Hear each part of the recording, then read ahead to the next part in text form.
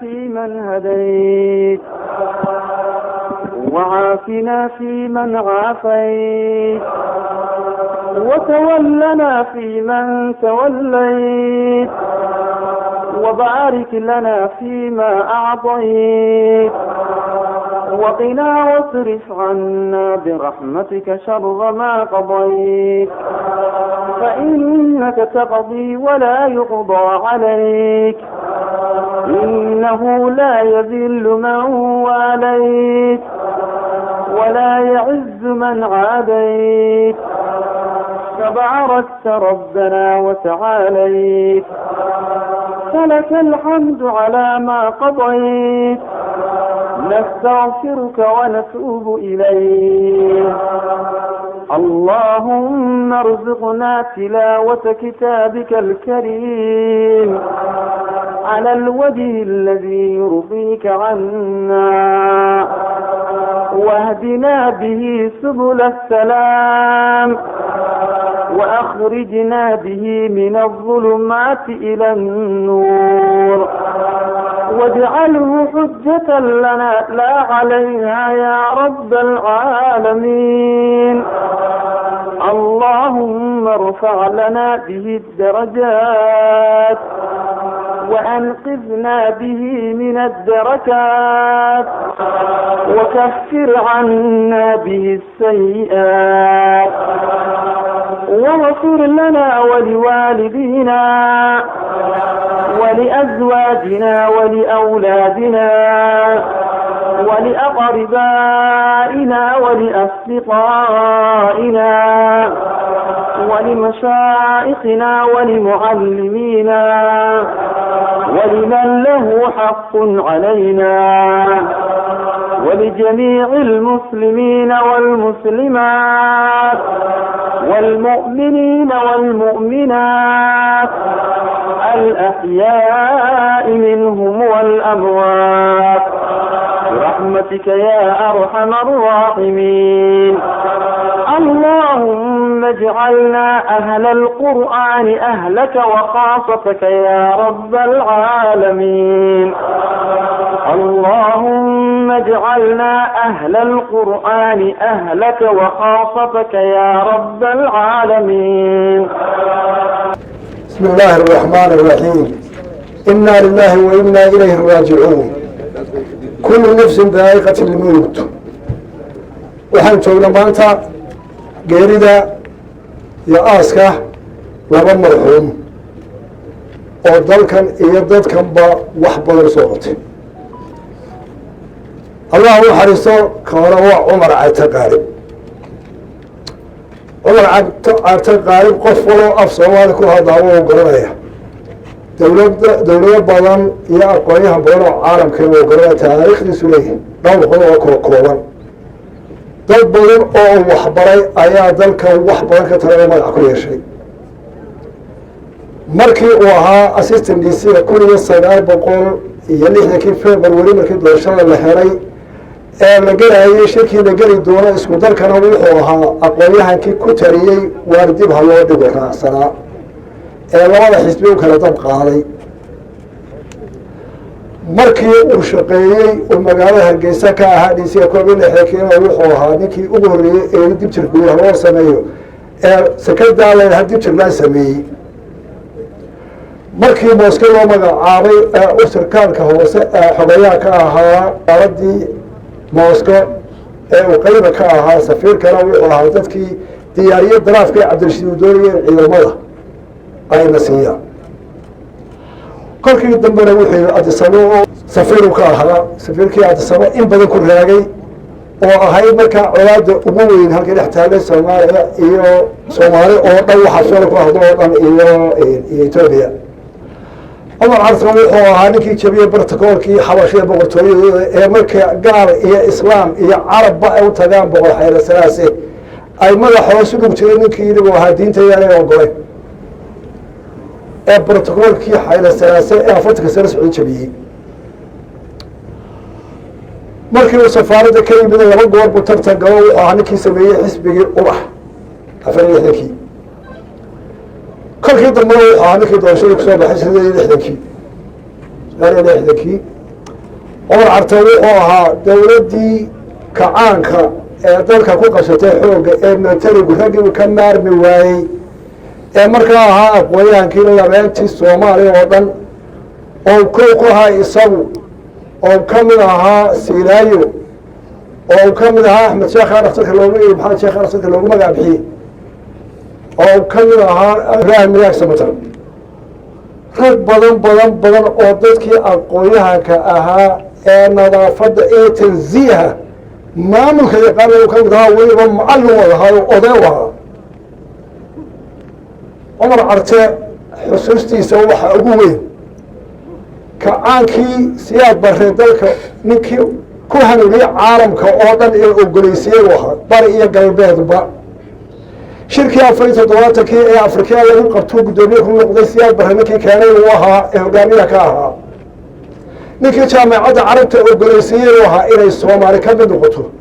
taariikhdu waxay qoraysaa waxay isku qabteen shirkada wasiirkii Suudaan oo yiri Soomaalidu carab ma aha ee waa ajmi oo afkale ku hadlaan gobol la yaab leh oo dhammaantood carabta ay la yartay halkii ka tiriyay markaas saab lagu aqoonsaday boqor Faysal markuu Cumar Carte waa imanaya diyaarad gaar uu soo diri jiray saaxiib dhow oo gacan oo isu ahaayeen taariikh la yaab leh ayuu sameeyay oo siyaasadda ah wuxuu taariikhda ku galayaa Cumar Carte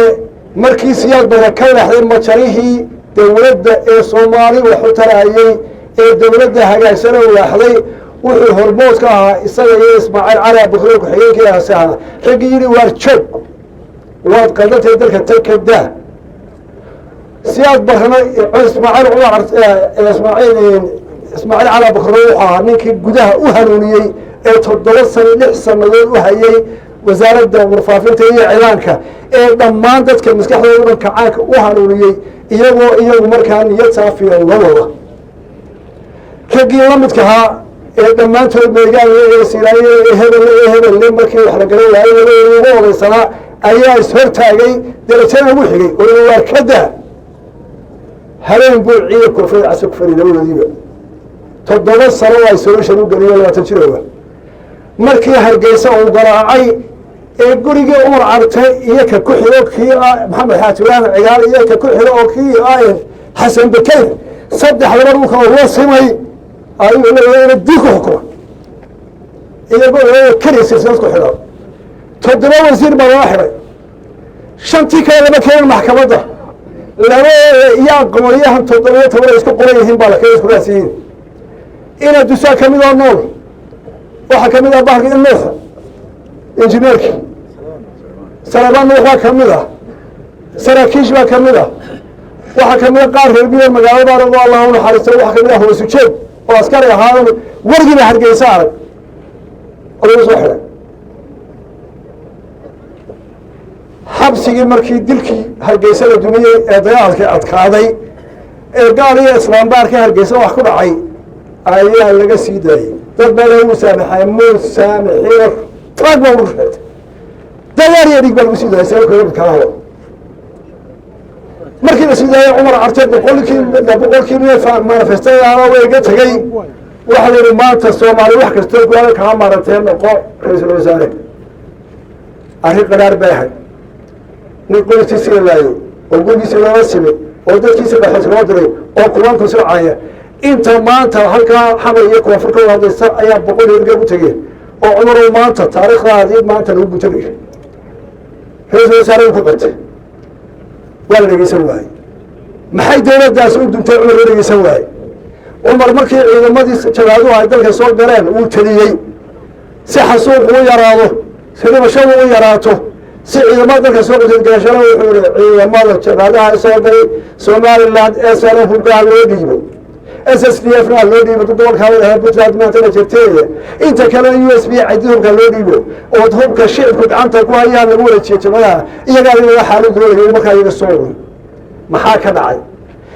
maanta ku qoran qolada koonfur khaain buu ahaa asiyada ka dumiyay Allah ya arakum wa bikum ko xaro وهاي نوح دايداي إنا إذا مشهد يراته لابكم حويسان وكوفرة أيها أنتو تشارك إنه يسير عارة برع عليك حيو حسكيني محمد كان فوزك سارة تعرف لنا قلت الله taladii ugu weyneyn habeen muxuu ku xogsiiyey dib waa kan u geliyey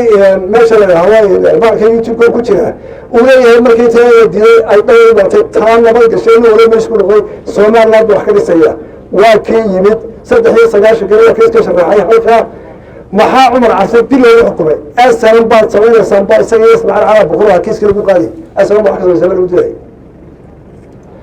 waa kii haddana 93 kii inoo yimid ee ka shaqeeyay nabadda ee shirkadda balag joogay ee lagu dhisay somaliland ilaa uu cigaal ahaa ninkii shirkada kala soo baxay horta cumar waa ninka taariikhda iyo ka badan mikrofoonka waxa uu qaaday maanta xamar waxa ka socota waxaad moodaa sawirkii ay ismaaciil cali abukor iyo cumar carte iyo siinaaya ay lahaan warkada maanta ninka guurtida xukuumadda chairmanka ka yaalay cabdi xaashi iyo dawladda xamar ka dhisan waa sawirkiisa maanta xamar ka tagay waxaan sana casimo qoyska ku tagay xawar lagu doorto cumar carte ilaahay uu naxariisto سلطان محمد والله الحمد لله toban sano xabsi u dhameeyey wasiir dara ku xukumay markuu soo baxay halkii uu qofka qaatay isagoo daadaas ilaa maalintaana muu dhigay dalka halkiisa labadaasba waa labada waxa kaloo isagana loo ducaynaa oo turba ku dhintay shalay doctor aadan yuusuf abukor oo kamid ahaa qoladii ofo oo kamid ahaa raggii xabsiga dheer lagu xukumay oo kamid ahaa toddobaadkii maalinta maxkamadda cumar carte ismaaciil abukor loo keenay waa maalin taariikh leh ilaahay baa isku dayay xabaashooda sugan maxamed iyo cumar carte iyo doctor aadan oo uu ahaa oo raggii xabsiga ku jiray ahaa oo isagoo tatriib ku geeriyooday saddexdooda Allah naxariisto dembigooda Allah dhaafo wixii misaakooda Allah dhaafo inaga Allah inooga naxariisto ehelkiisa iyo qoyskiisa iyo soo qalabkooda ilaahay dhammaantood sariixa naga siiyo kuwa khayr qabo halkooda halkan ilaahay noo abuuro dhalinyarada intay maqlaysan waxa la ragga cumar carte iyo ka maxamuud iyo aadan oo maanta isku barnaamijyadii Soomaaliland bay u heleen waxaanay ku dhinteen halkii caafimaad darradii ka soo gaadhay dhammaantiin waxa ay ka qaadaan dadkii ay sheegayaan qaadaan oo Soomaaliland wax ka dhistaan Bismillahir Rahmanir Rahim Alhamdulillah Rabbil Alamin wassalatu wassalamu ala sayyidina Muhammadin wa ala alihi wa sahbihi wa sallam inna lillahi wa inna ilayhi raji'un kullu nafsin dha'iqatul maut waxaan maanta halkan u joognaa aaskii marxuum cumar carte qaalib weyn ilaahay waa weyn oo qaranka Soomaaliland ka baxay iyo marxuum suldaan indha case ilaahay waxaan uga rajaynaynaa ilaahay naxariis janno ka waraabiyo qaranka Soomaaliland iyo ehelka ka baxeenna ilaahay sabir iimaan ka siiyo taariikhdooda waxa ka warramay madaxweynaha ka warramay anigu waxaan kaga gudbinayaa oo magaceeyo ku hadlaya inaan ka tacsiideeyo qaranka Soomaaliland iyo qoysaska ka baxeenba labada marxuum qiimaha weyn nagu lahaa aad iyo aad baa salaam alaykum wa rahmatullahi wa barakatuh